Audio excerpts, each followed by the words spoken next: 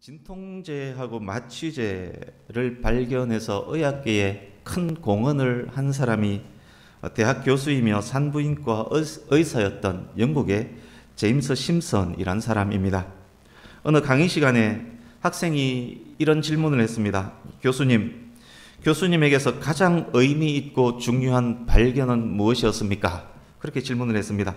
학생들은 당연히 의학계에 큰 공헌을 한 발견, 그 발견에 대해서 이야기할 것이라 그렇게 생각을 했습니다. 그러나 교수는 이렇게 대답합니다. 내가 죄인이라는 것과 나의 구주가 예수 그리스도라는 사실을 발견한 것, 그것이 제게 가장 중요한 발견이었습니다. 이렇게 대답했다라고 합니다. 여러분, 지금까지 여러분의 삶에서 가장 중요한 발견이 있었다면 그것은 무엇이었습니까? 오늘 이 질문에 대한 답도 머릿속에 그리면서 말씀에 집중했으면 좋겠습니다. 오늘 본문에 들어가기 전에 배경에 대해서 개략적으로 먼저 설명을 드리겠습니다. 역대하 1장으로 가겠습니다. 역대하 1장 1절을 보십시오. 역대하 1장 1절을 보시면 다윗의 시대가 가고 아들 솔로몬의 시대가 왔습니다. 1장 14절에서 15절 솔로몬의 왕권은 강화되었습니다. 이스라엘은 최고 전성기를 누립니다. 팔레스타인 지역의 패권이 이스라엘에게 있었습니다.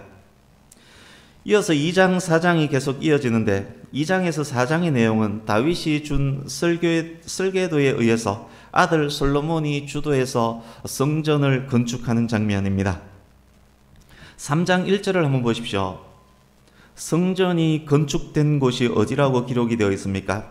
그 옛날 아브라함이 아들 이삭을 하나님께 바치려 했었던 산, 예루살렘 모리아산입니다. 이 모리아산의 의미는 굉장히 많고 귀합니다만 우리 교회 성도님은 다 알고 계실 줄 압니다. 이제 5장에서 7장 보겠습니다. 5장에서 7장 내용은 성전을 완공하고 봉헌식을 하고 있는 봉헌식에 관한 내용입니다. 5장 1절에서 14절 보십시오. 최종적으로 언약궤를 지성소 안으로 옮깁니다. 하나님께서 성전에 임하셨습니다. 하나님의 영광이 온 성전에 가득합니다.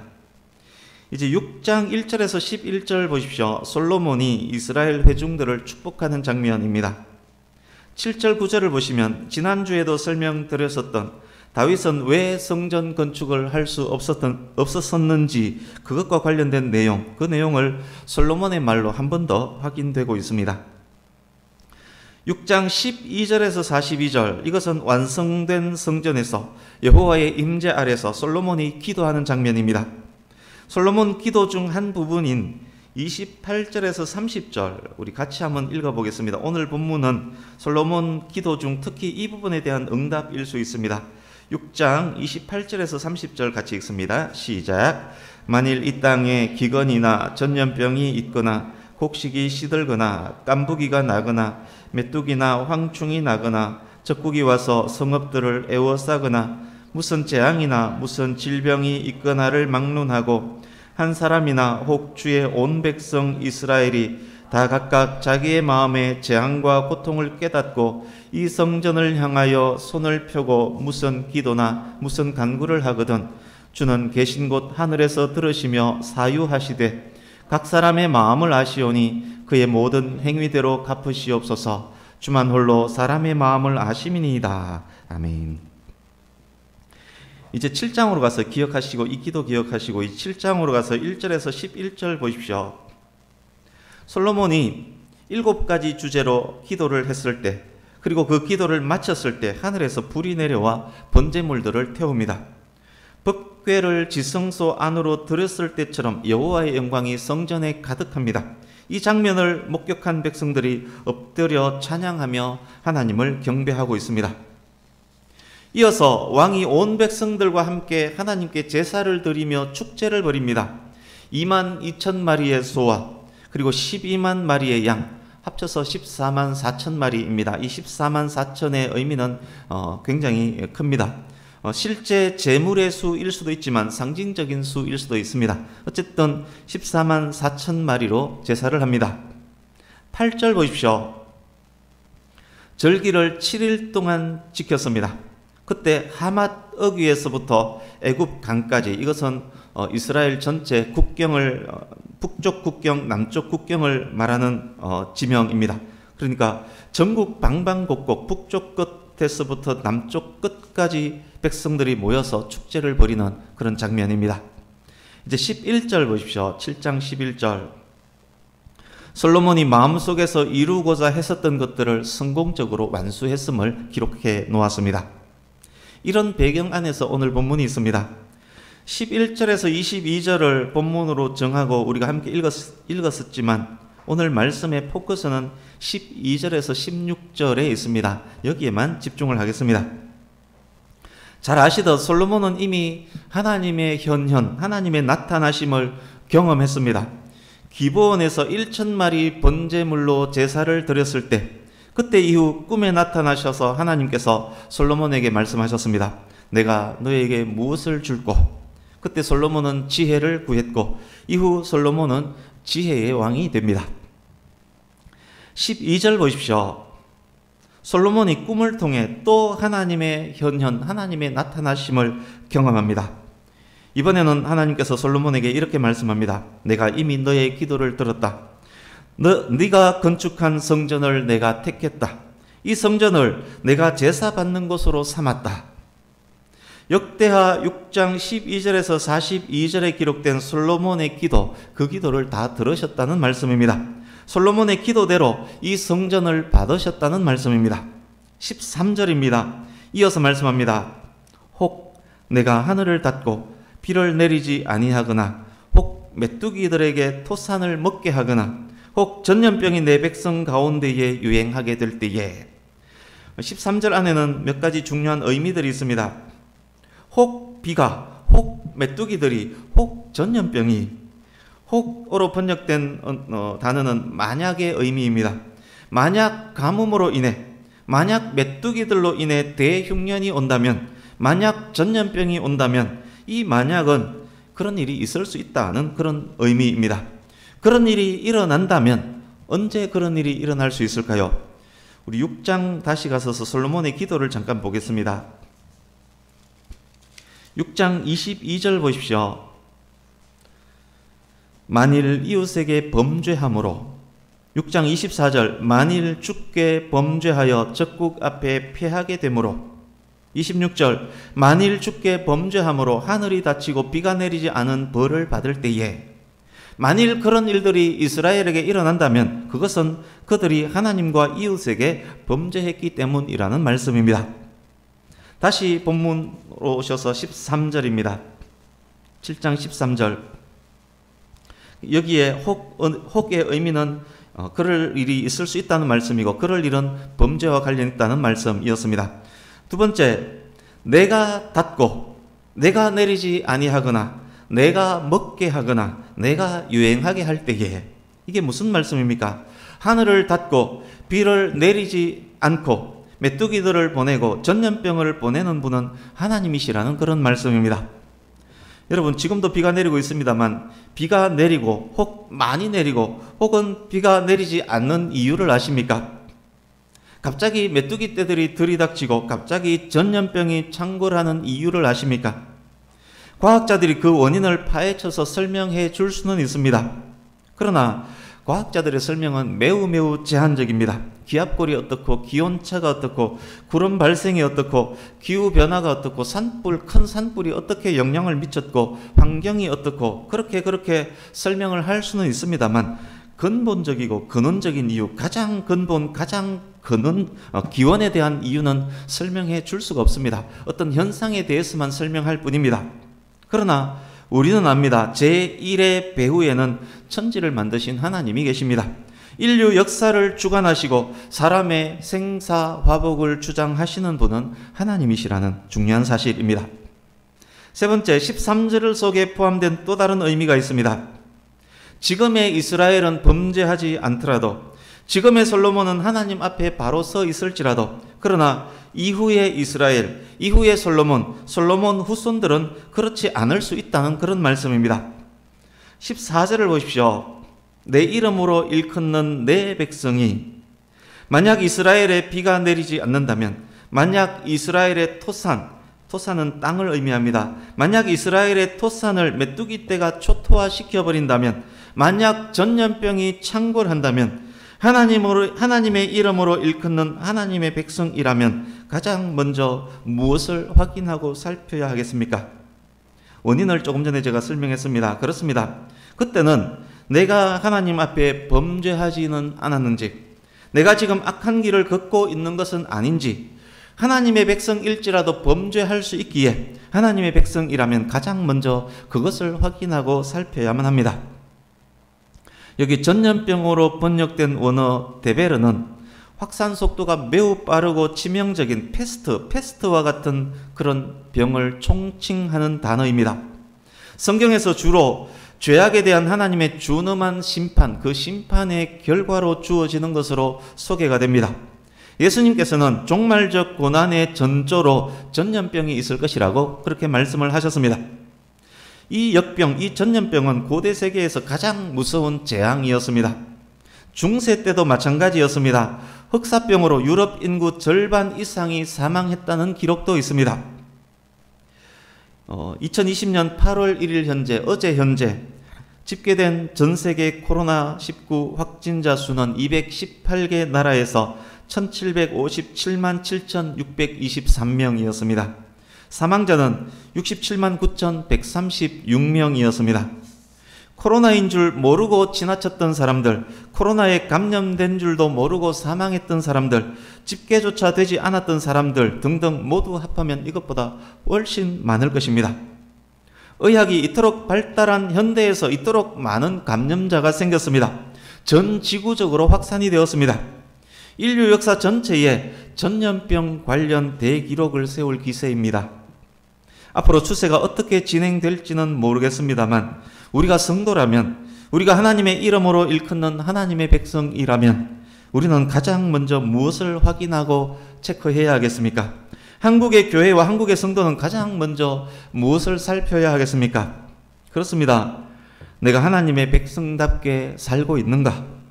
이스라엘이 이스라엘의 역할을 하고 있는가? 교회가 과연 교회의 역할을 하고 있는가? 가장 먼저 그것을 살펴야만 하는 것입니다.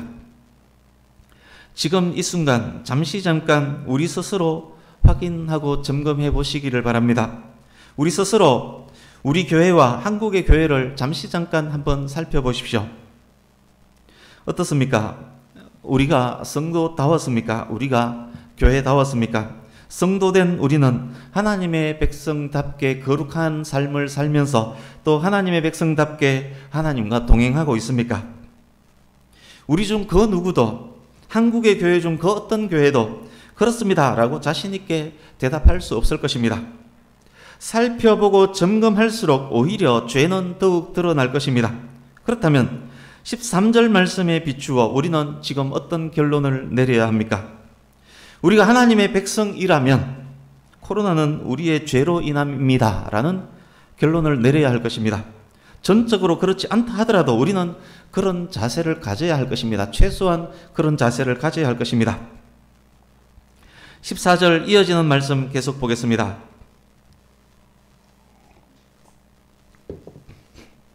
그들의 악한 길에서 떠나 스스로 낮추고 기도하여 내 얼굴을 찾으면, 재앙이 있었고 그 재앙이 자신의 죄와 관련됨을 깨달았습니다.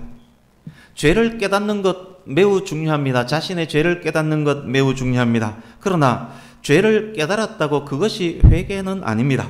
회개는 돌이킴까지 포함합니다. 행하던 죄악에서, 걷고 있던 악한 길에서 떠나야 그것이 참된 회개입니다. 그렇다면 본문에서 말씀하는 악한 길은 구체적으로 어떤 것을 말함일까요? 19절을 통해서 확인할 수 있습니다. 19절 보십시오.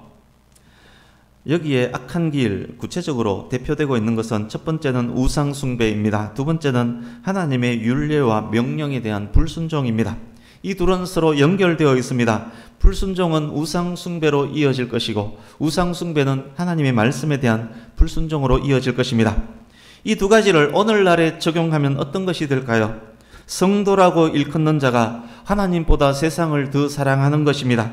성도라고 일컫는 자가 하나님의 말씀에 순종하지 않는 것입니다. 역시 이 둘은 서로 연결이 되어 있습니다.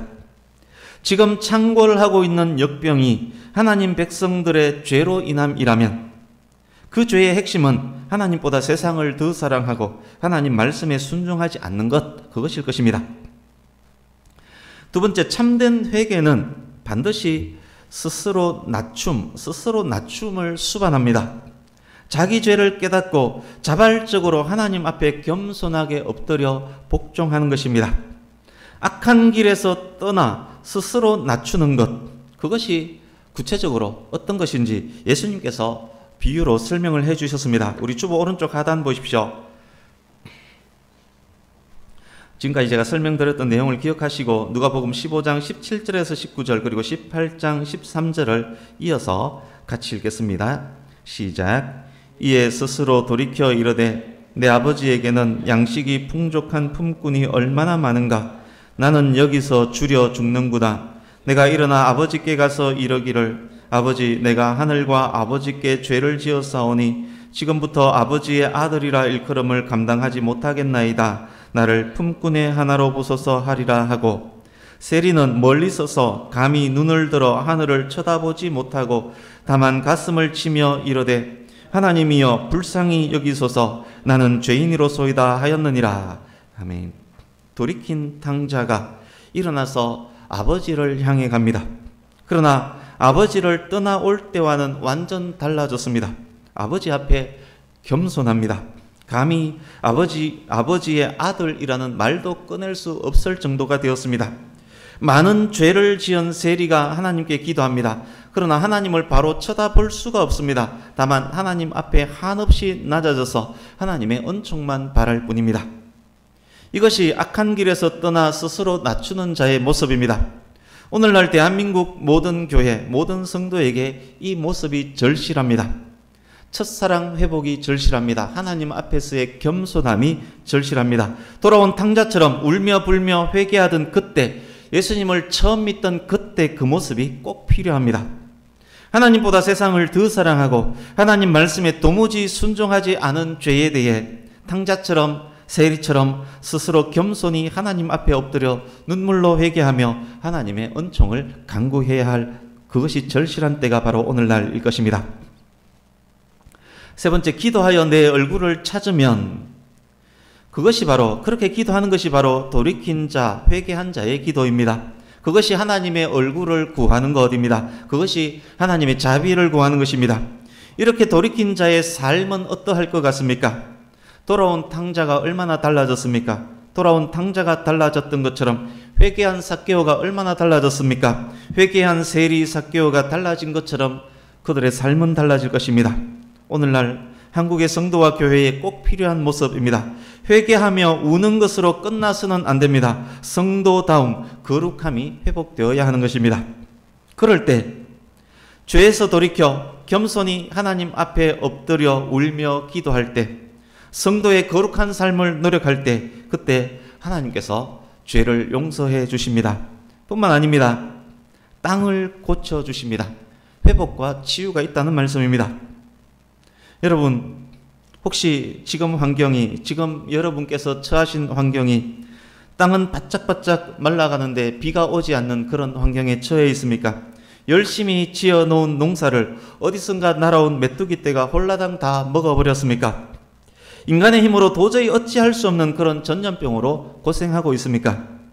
그렇다면 먼저 성도된 자신의 삶을 점검해 봐야 할 것입니다. 잘못된 삶을 확인하고 그 삶에서 돌이키고 겸손히 하나님 앞에 엎드려 용서를 구해야 할 것입니다. 그리고 기도하시며 다시금 예배자로 다시금 거룩한 삶으로 회복해야 할 것입니다. 그럴 때 하나님께서 돌아온 탕자를 용서한 아버지처럼 용서해 주실 것입니다. 뿐만 아닙니다. 다시 손에 가락지를 끼워주시고 살찐 소를 잡아 잔치를 벌여 주실 것입니다. 땅이 회복될 것입니다. 가문 땅에 비가 내릴 것이고 메뚜기가 먹었던 그곳에서 튼실한 새싹이 날 것이고 전염병은 사라질 것입니다. 더욱 중요한 것이 있습니다.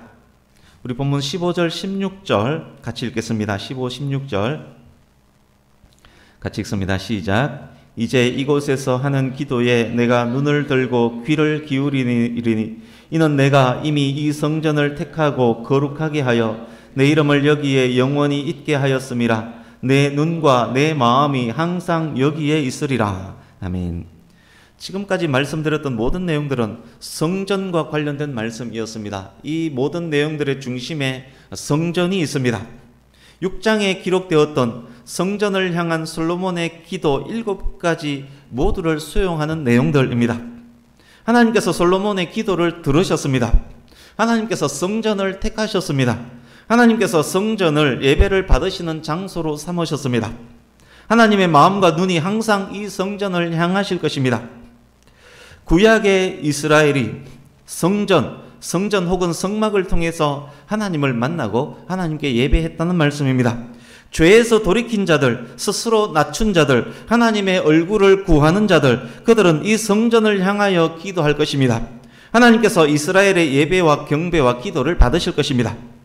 그렇다면 이것이 신약의 성도인 우리와는 어떤 관계가 있는 것일까요? 요한복음 2장 19절에서 예수님께서 말씀하십니다. 너희가 이 성전을 헐라 내가 사흘 동안에 일으키리라.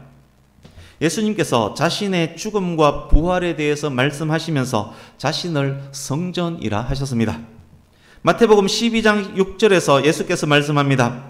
성전보다 더 큰 이가 여기에 있느니라. 예수님께서 자신을 성전보다 더 크다라고 말씀하셨습니다. 그렇습니다. 구약의 성막과 성전은 오실 예수님의 모형이었습니다.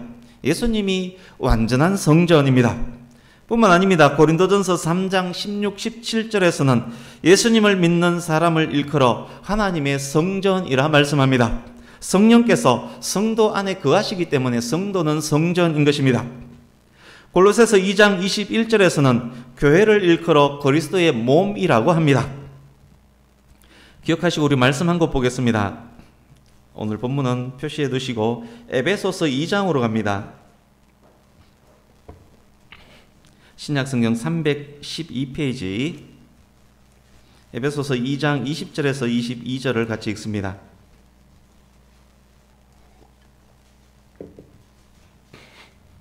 신약 312페이지 에베소서 2장 20절에서 22절 같이 읽습니다. 시작. 너희는 사도들과 선지자들의 터 위에 세우심을 입은 자라. 그리스도 예수께서 친히 모퉁이 돌이 되셨느니라. 그의 안에서 건물마다 서로 연결하여 주 안에서 성전이 되어가고 너희도 성령 안에서 하나님이 거하실 처소가 되기 위하여 그리스도 예수 안에서 함께 지어져 가느니라. 아멘. 사도들이 전한 복음, 그 복음을 영접함으로 우리가 성도가 되었습니다. 교회의 구성원이 되었습니다. 그리스도께서 친히 우리의 머리가 되셨습니다. 왜입니까? 우리가 더욱 온전한 성전으로 만들어지도록 하기 위해서입니다. 그런 교회와 성도에게 하나님의 마음과 눈이 항상 향하고 계십니다. 그렇습니다. 본문에서 말씀되는 성전이 지향하는 곳은 완전한 성전이신 예수 그리스도입니다. 다시 본문으로 가서 18절을 한번 보시겠습니까? 18절을 보시면 이스라엘을 다스릴 자라는 말씀이 나옵니다. 이스라엘을 다스릴 자가 솔로몬에게서 끊어지지 아니할 것이다 라고 말씀을 합니다. 그러나 역사는 어떻습니까? 솔로몬 이후 후손들이 계속 이스라엘을 다스렸습니까? 그렇지 않지 않습니까? 여기에서 말씀하고 있는 이스라엘을 다스릴 자가 내게서 영원히 끊어지지 않을 것이다. 궁극적으로 이스라엘을 다스릴 자, 이 단어가 지향하는 것은, 지칭하는 것은 예수 그리스도입니다. 솔로몬의 후손의 대가 끊어지면서 왕이 계속 나오지 않았지만 종국적으로 완전한 왕 예수 그리스도를 바라보고 있기 때문에 그렇습니다. 예수 그리스도는 다윗의 후손으로 이 땅에 오신 왕이십니다. 이스라엘을 다스릴 자 예수 그리스도를 향하는 말씀입니다. 지금까지 나눈 말씀들을 기억하시면서 오늘 본문 13절에서 16절을 눈으로 읽으시면서 일부 반복된 말씀일 수도 있습니다만 이제는 이 말씀을 우리에게 적용하면서 앉아서 말씀을 들으실 때 이 말씀을 여러분 각자에 적용하시면서 들으시기 바랍니다. 가난할 때 엄청난 고난과 고통이 있을 때 우리는 가장 먼저 우리의 삶을 먼저 살펴야 합니다. 하나님의 뜻에 내가 순종하고 있는지, 죄악의 길에 내가 있지는 않는지. 완전한 사람은 없기 때문에 스스로를 살필 때마다 우리는 우리의 죄악을 발견하게 됩니다. 비록 닥친 고난이 우리 죄에 대한 직접적 심판은 아니라 할지라도 우리의 죄악을 발견했기에 우리는 엎드려야 합니다. 세상을 부러워하며 돈과 명예와 권력을 위해 길을 쓰며 살았던 모습을 회개해야 합니다. 하나님의 얼굴을 구하며 기도해야 합니다. 그때 하나님께서 우리의 기도를 들으실 것입니다. 죄악을 용서해 주실 것입니다. 뿐만 아닙니다. 회복시켜 주실 것입니다. 재앙이 사라질 것입니다. 땅이 치유될 것입니다. 거룩하신 하나님께서 우리의 기도를 들으시고 회복시켜 주시는 이유가 무엇입니까? 완전한 성전 되신 예수 그리스도로 인함입니다. 우리가 그리스도 예수 안에 있기 때문입니다. 우리가 더욱 온전한 성전으로 만들어지는 그 과정 안에 있기 때문입니다. 하나님의 눈과 마음이 항상 교회와 성도를 향하시기 때문입니다. 이제 말씀을 마무리해 가겠습니다. 악한 길에서 내가 떠나지 않더라도, 내가 스스로 낮추지 않더라도, 내가 기도하며 하나님의 얼굴을 구하지 않더라도 시간이 지나면 재앙이 떠나가고 문제가 해결될 수는 있습니다. 시간이 다 해결해 준다. 뭔 쓸데없는 소리 하느냐. 회개는 무슨 회개, 내가 무슨 죄를 지었다고 그렇게 따져들 수도 있습니다. 그러나 환경과 여건을 통해서 하나님께서 성도들아 회개하라 라고 말씀하시는데, 성도에게 회개할 기회가 주어졌는데, 지금의 상황은 그런 기회일 것입니다. 그런 기회가 주어졌는데 그래도 회개하지 않는다면 그때 성도에게는 엄청난 영적 손실이 생기게 됩니다. 그의 양심이 마비되고 하나님의 은혜를 깨닫지 못하는 사람으로 점점 변화될 가능성이 많습니다. 머리 대신 그리스도를 향해서 점점 온전해지는 성전이 아니라 그 반대 방향으로 자라게 될 것입니다. 그렇기 때문에 회개의 기회가 주어졌을 때 우리는 회개를 해야 되는 것입니다. 두 번째, 성도는, 우리가 성도라면 가뭄, 메뚜기, 전쟁, 전염병과 같은 시대 상황에 예민해져야 합니다. 성도는 교회가 하나님 앞에 바로 서 있는지 계속 체크를 해야만 합니다. 성도가 바로 서 있는지, 교회가 바로 서 있는지. 그것이 성도에게 주어진 귀한 회개의 기회입니다. 그리스도 예수의 이름으로 간구하는 우리의 기도를 하나님께서 들으시고 우리가 속한 나라와 나라에 속한 백성들까지 회복시켜 주실 것입니다. 회개하며 스스로 낮추며 기도하는 자의 삶을 사는 것, 그것은 모든 시대 모든 성도에게 주어진 시대적 사명입니다. 그것은 2020년을 살아가는 저와 여러분에게 주어진 시대적 사명입니다. 우리에게 주어진 사명이 큽니다. 결국 무슨 말씀이 됩니까? 나라에 전쟁이 일어나고 나라에 큰 흉년이 들고 나라에 큰 전염병이 돈다면, 그리고 그것이 계속된다면 그것에 대한 가장 큰 책임이 교회와 성도에게 있다는 말씀입니다. 악한 길에서 떠나지도 않았고 하나님 앞에 스스로 낮추지도 않았고 기도하며 하나님의 얼굴을 구하지도 않았고 하나님과 동행하는 거룩한 성도의 삶을 살지 않았다는 말입니다. 가슴을 찢지도 하나님의 자비도 구하지 않았다는 말입니다. 만약 코로나가 1년, 2년, 3년 계속 창궐 한다면 여기에 대한 상당한 책임은 성도의 삶을 살지 못한 교회와 성도에게 있습니다. 네 번째, 만약에 본문 속 이스라엘이, 만약에 오늘날 교회와 성도가 그래도 깨닫지 못하고 계속 범죄한다면, 그래도 계속 우상 숭배하며, 그래도 계속 말씀에 불순종한다면, 그래도 계속 세상을 더욱 사랑하며, 그래도 계속 빛의 역할, 소금의 역할을 감당하지 못한다면 그때는 어떻게 될까요? 하나님께서 어떻게 조치를 하실까요? 본문 19절에서 22절 보십시오. 여기에 땅과 성전과 백성이 나옵니다. 하나님께서 허락하신 땅일지라도 그 땅에서 뿌리채 뽑아버리실 것입니다. 하나님께서 택하시고 예배 받으실 장소로 삼으신 성전이라 할지라도 버리실 것입니다. 하나님의 백성일지라도 세상에서 손가락질 비웃음 받는 사람으로 만들어 버리실 것입니다. 말씀드린 이것은 또한 이스라엘의 역사이기도 합니다. 본문 이후 이스라엘이 범죄했을 때 그런 일들이 일어났습니다. 아수르와 바벨론의 포로로 끌려가고 성전은 파괴되고 세상으로부터 손가락질 받는 그런 일들이 이스라엘 이후 역사에서 일어나고 말았습니다. 또한 이것은 그렇기 때문에 저와 여러분에게도 적용되는 말씀입니다. 여전히 정신을 차리지 못하고 여전히 성도의 삶을 살지 못한다면 하나님의 땅, 하나님의 성전, 하나님의 백성은 맞다 할지라도 뽑아내고 파괴시키셔서 이야기거리, 웃음거리가 되게 만드실 것입니다. 그렇게 하심으로 결국 하나님이 하나님이심을 나타내실 것입니다. 서두에 말씀드렸던 제임스 심슨 교수의 말을 생각해 보십시오.